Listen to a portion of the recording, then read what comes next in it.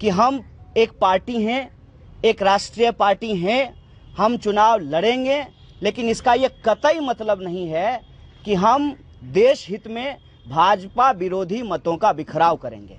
और यह जो हमारा निर्णय अभी आया है कि बेगूसराय सीट हम लड़ेंगे, सबसे पहले मैं अपनी पार्टी को धन्यवाद देना चाहता हूं कि जन भावना का ध्यान रखते हुए पार्टी ने अपने राजनीतिक लाइन को बचाते हुए यह सांगठनिक निर्णय लिया है और यह जिम्मेवारी मेरे कंधे पे सौंपी है कि कट्टरवादी सोच के खिलाफ युवा जोश मैदान में हो। आपको पता होगा कि अपने बरबोलेपन के लिए मशहूर, बात बात पे लोगों को पाकिस्तान भेजने वाले, मुझे तो पता ही नहीं चला पिछले 5 साल में कि वो भारत के किसी विभाग के मंत्री हैं। मैं गिरिराज जी के बारे में बोल रहा हूँ। मुझे तो बार बार यही महसूस हुआ कि वो पाकिस्तान के वीजा मंत्री हैं। हर बात पे किसी को जो है पाकिस्तान भेजते रहते हैं। उस कट्टरवादी सोच के जो प्रतिनिधि हैं, उसके खिलाफ इस देश के युवाओं की हुंकार बेगूसराय की लोकसभा में गूंजेगी।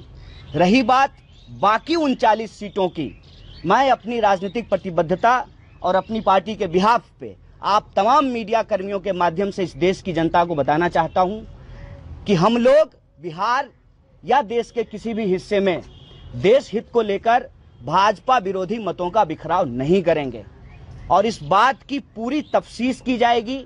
इस बात को अच्छे से हम लोग विश्लेषित करेंगे और विश्लेषित करने के बाद जहां संभव होगा कि जिस तरीके से सभी लेफ्ट पार्टियों को महागठबंधन से बाहर रखा गया है, क्या इनके समर्थन से कुछ सीटों को जीता जा सकता है। जहां पर जीत की संभावना प्रबल होगी उन सीटों पर पार्टी विचार करेगी और इन सीटों के अलावे जिसकी चर्चा अभी राज्य सचिव ने की, तमाम सीटों पे हम लोग महागठबंधन को अपना समर्थन देंगे।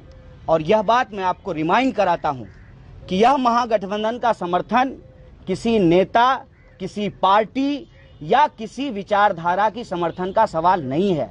यह देश की जनता की भावना को कद्र करने का सवाल है। यह एक तरफा प्यार हमारा किसी पार्टी के लिए नहीं है, वो बिहार की जनता के लिए है। पिछले 5 सालों में जिस तरीके से बिहार के अलग अलग हिस्सों में जातीय और धार्मिक दोनों तरीके का उन्माद फैलाने का प्रयास किया गया है।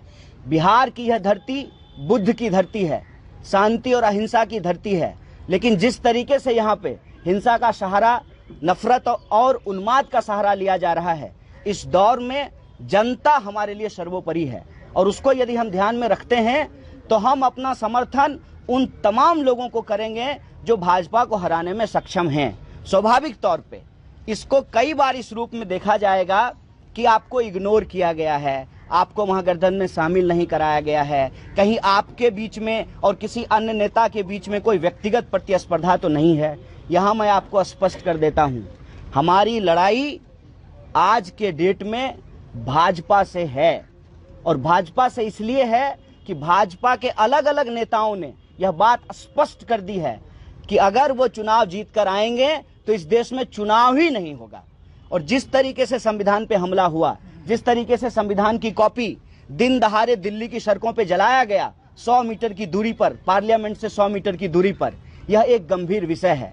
जिस तरीके से इस देश में दलितों पे अत्याचार बढ़े, पत्रकारों के ऊपर अत्याचार बढ़े, जो बेबाकी से लिखने पढ़ने बोलने वाले पत्रकार हैं उनको नौकरियों से निकाला गया और गौरी लंकेश जैसे पत्रकार की हत्या की गई, जिस तरीके से आवाज उठाने वाले लोगों को जेलों में डाला गया, जिस तरीके से रोहित वेमुला को आत्महत्या करने पे विवश किया गया, जिस तरीके से नजीब की मां को दिल्ली की सड़कों पे घसीटा गया क्योंकि वो कह रही थी कि हमारा बेटा कहां है, सरकार इसकी जिम्मेवारी ले, और सरकार इसकी जिम्मेवारी लेने की बजाय तरह तरह की कहानियां बनाई। जिस तरीके से गोरखपुर में बच्चे गैस के बिना मर गए, ऑक्सीजन के बिना मर गए और जो डॉक्टर ने बचाने का काम किया उस डॉक्टर को ही जेल में डाल दिया गया। जिस तरीके से दिन दहाड़े एक पुलिस इंस्पेक्टर सुबोध सिंह की हत्या कर दी गई। आज देश एक गंभीर परिस्थिति से गुजर रहा है।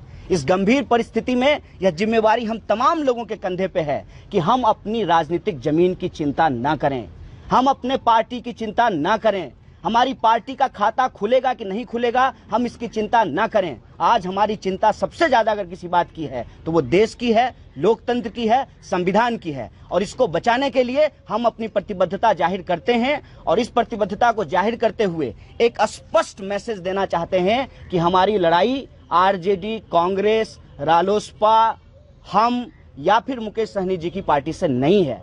हमारी लड़ाई साफ साफ आज के वक्त में जो हम लोग लड़ रहे हैं वो ये है कि एक तरफ सच है, दूसरी तरफ झूठ है, एक तरफ हक है, दूसरी तरफ लूट है।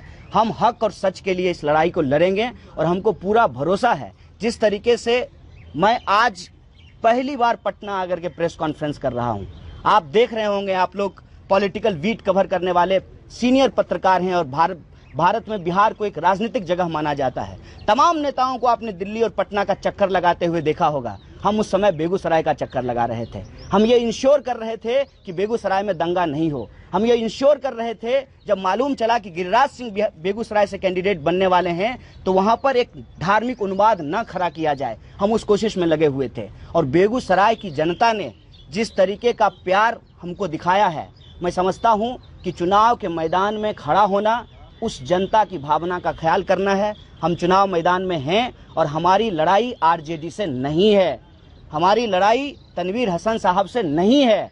हमारी लड़ाई सीधे तौर पे गिरिराज सिंह और उनका जो कट्टरवादी सोच है उसके खिलाफ है। इस कट्टरवादी सोच के खिलाफ युवा जोश जीतेगा, इस बात की हुंकार हम इस प्रेस कॉन्फ्रेंस से भरना चाहते हैं। बहुत बहुत धन्यवाद। जिन लोगों को इस पे संबंध में प्रश्न पूछना है उनका प्रश्न आमंत्रित है। ये बड़ा सवाल ये है कि आप ये कह रहे हैं कि भाजपा के वोटों का बिखराव नहीं हो, इसके बारे में पिछले 10 मिनट में आपने बताया, लेकिन आपका ये जो तर्क है, आपकी जो तर्क है, आप ये तेजस्वी यादव क्यों नहीं समझ पा रहे हैं? और एक चर्चा ये भी है कि तेजस्वी यादव ने आपको घास नहीं डाला है। देखिए, एक बात तुम्हें बता दूं, मैं गधा नहीं हूं कि कोई मुझे घास डालेगा। मैं इंसान हूं और मैं रोटी खाता हूं और मेरी लड़ाई भी रोटी खाने की है। तो मुझे यह इस बात की कोई परवाह नहीं है कि कहां से घास मिला और कहां से घास नहीं मिला। हम घास और यह जो तरह तरह की चीजें होती है, इस तरह के राजनीतिक टर्मोलॉजी में, उस जुमलेबाजी में हमको नहीं जाना है। मैं आपको स्पष्ट कर देता हूं यहाँ से, हमारी लड़ाई तनवीर जी से है ही नहीं। रही बात जो हम समझ रहे हैं वो क्यों नहीं समझ रहे हैं, इसको सिंपली आप समझिए कि वह भी एक राजनीतिक दल चलाते हैं, उनकी भी अपनी राजनीतिक प्रतिबद्धता है, उनके अपने राजनीतिक गुनागणित हैं। अब वो क्यों नहीं समझ रहे हैं ये सवाल तो उनसे पूछना चाहिए, लेकिन मैं ये स्पष्ट कर देता हूँ कि आप बिहार के युवा चेहरे हैं, युवाओं को युवाओं के साथ आना चाहिए, तो उम्मीद है, हमें भी उम्मीद है कि कन्हैया के साथ को होना चाहिए। नहीं, मेरा ये कहना है कि आप जो है इस संघर्ष को सिर्फ और सिर्फ चुनाव से समेट करके क्यों देखना चाहते हैं। मैं आपको मौके गिनाता हूँ जहां हम लोग साथ में संघर्ष में रहे हैं। दिल्ली में जब मुजफ्फरपुर शेल्टर होम कांड को लेकर के एक प्रदर्शन जंतर मंतर पे बुलाया गया था तो हम लोग साथ में थे।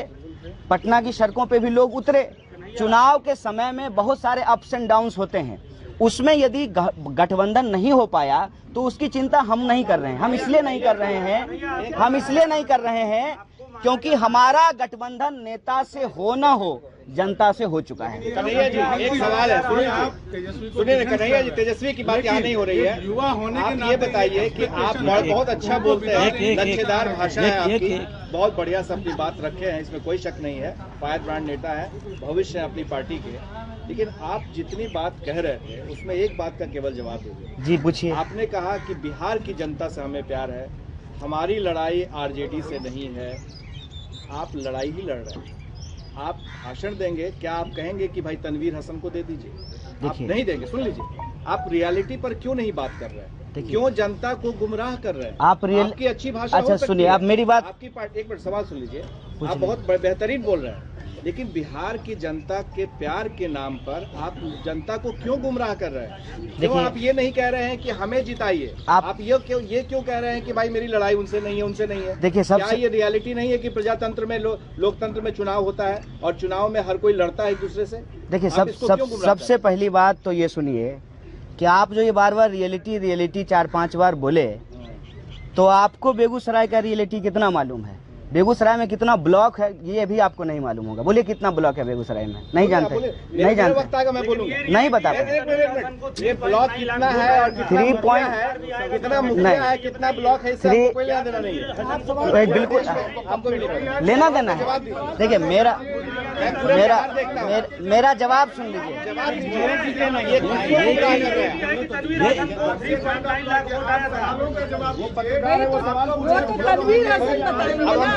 सुनिए, नहीं सवाल का आप नहीं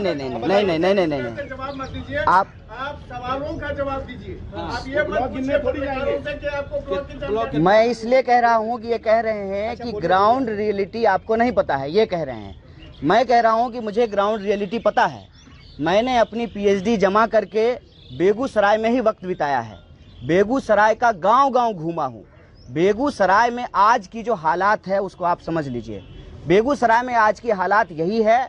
और ये बात जब भी आप पत्रकारों ने हमसे पूछा कि आप चुनाव लड़ेंगे कि नहीं लड़ेंगे, हम बार बार क्या जवाब देते थे? हम यही कहते थे कि जनता फैसला लेगी। और जब हम जनता के बीच थे बेगूसराय में आज के डेट में, और ये बात आप भी कहीं ना कहीं स्वीकार करेंगे, लेकिन अब आप चूंकि न्यूज बनाना चाहते हैं, आपको कुछ लिखना है, उसका डिटेलिंग लिखना है, ये अलग बात है। बेगूसराय में आप किसी से भी पूछ लीजिए, बेगूसराय में गिरिराज सिंह वर्सेस कन्हैया कुमार की लड़ाई है। आप सर्वे करके देख लीजिए। रही बात आपके खेल को खराब करना चाह रहे हैं, नहीं ये बोलिए ना भाई। नहीं, हम तनवीर हसन के खिलाफ वोट नहीं मांगेंगे। हम इस देश के हित में वोट मांगेंगे, संविधान के हित में हम वोट मांगेंगे।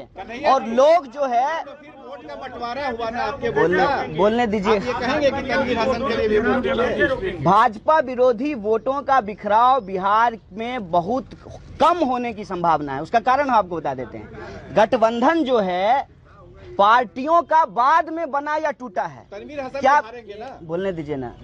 बिहार में गठबंधन जो है पार्टियों का बाद में हुआ है। बिहार की जनता ने गठबंधन पहले किया है। इसलिए मैंने आपको ओपनिंग स्टेटमेंट में बताया कि मुजफ्फरपुर शेल्टर कांड जब हुआ तो क्या बिहार के विभिन्न राजनीतिक दल एक मंच पे आए कि नहीं आए? तो सवाल है, मेरा ये कहना है वो आपके खेल को खराब कर रहा है। तनवीर हसन को सपोर्ट करेंगे, क्या करेंगे आप बता दीजिए। तनवीर हसन लड़ाई में है ही नहीं।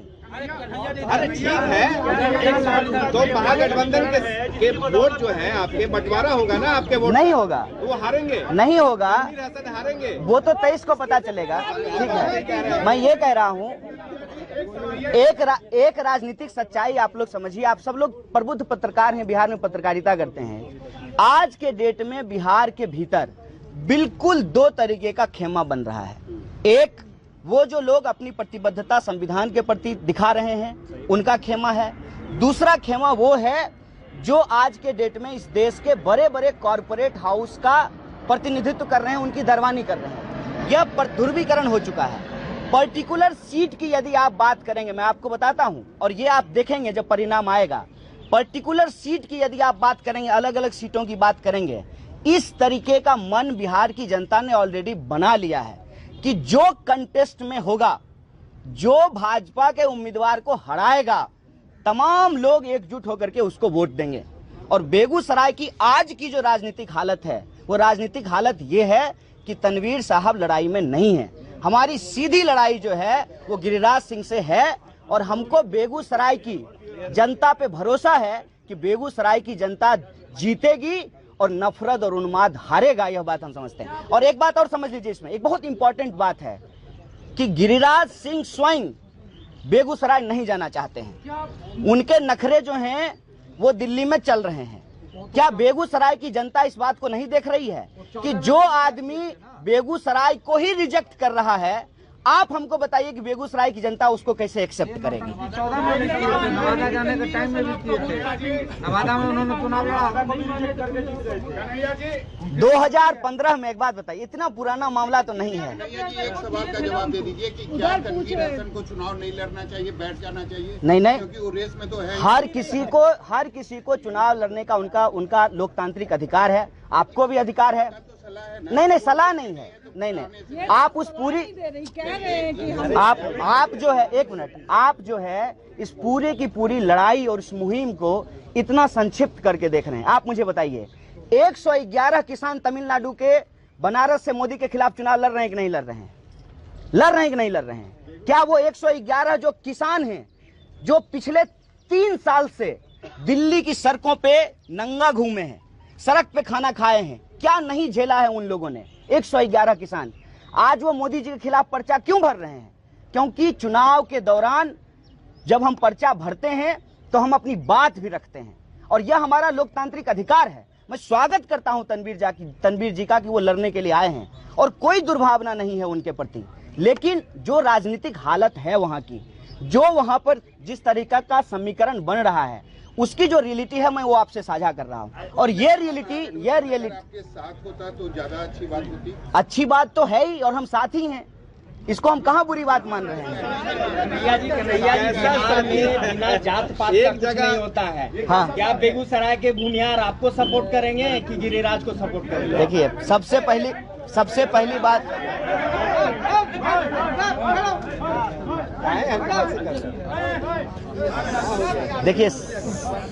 देखिए सबसे पहली बात यह है कि आपको मेरी बात आदर्शवादी लग सकती है, आपको लग सकता है कि ये सारी बातें जो हैं वो आदर्श हैं, वो व्यवहार में लागू नहीं होता है। लेकिन एक बात मुझे बताइए कि इस उम्र में यदि हम आदर्श की बात नहीं करेंगे तो क्या करें?